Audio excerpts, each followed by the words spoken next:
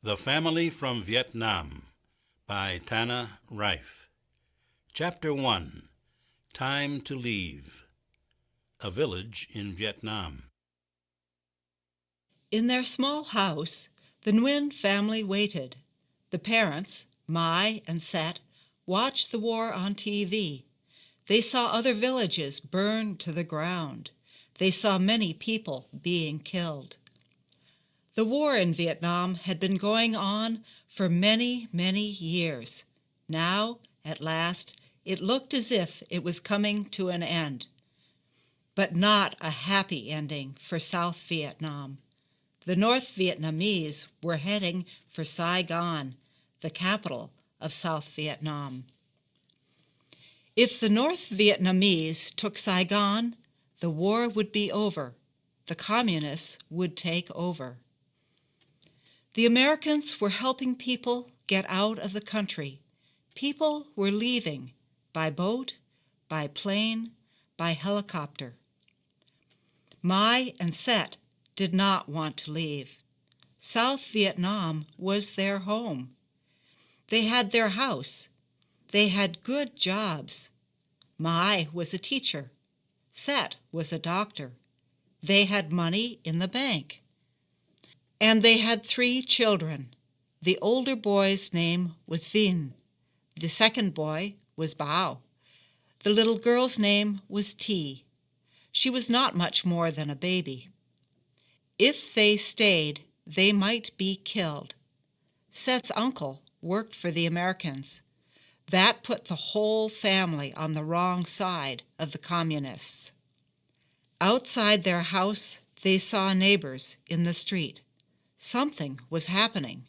Then, bang, bang, bang on the door. Set looked at his wife. Mai looked back at him. There were no words, only fear in their eyes. Set opened the door. There stood his uncle.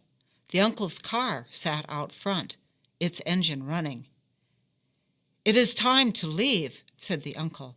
"Now! You each may take 2 bags. My car is running. Let's go. Now. Hurry."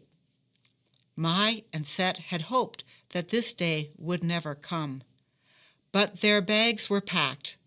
They were as ready as they could be. Mai, Set, and Vinh each picked up 2 bags. The bags were heavy. Bao and T were too little to carry them. "Where are we going?" Set asked his uncle. "To Saigon," the uncle said. "Tan Son Nhut Air Base has been bombed. No planes can fly. Instead, we must go to the American embassy in Saigon.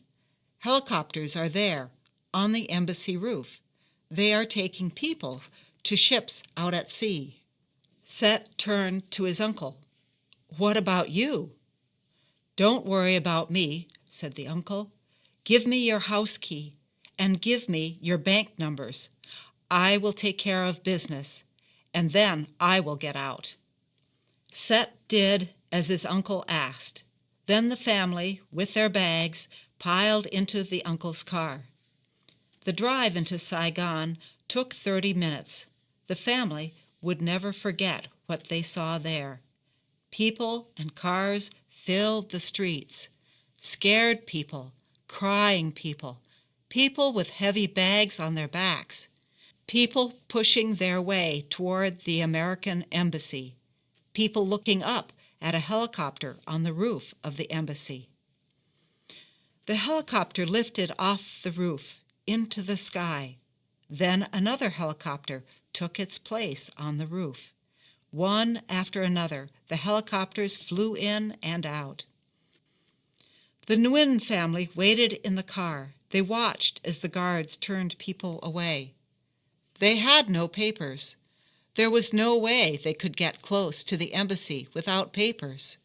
Set's uncle got out of the car. The others waited for him for 2 hours.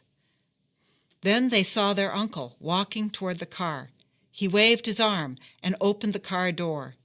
"You can go now," he called. Set, Mai, and the children got out of the car. Uncle took the wheel. "Good luck," he called to them as he turned the car around. The guards waved them through. They became part of the crowd as they made their way toward the embassy.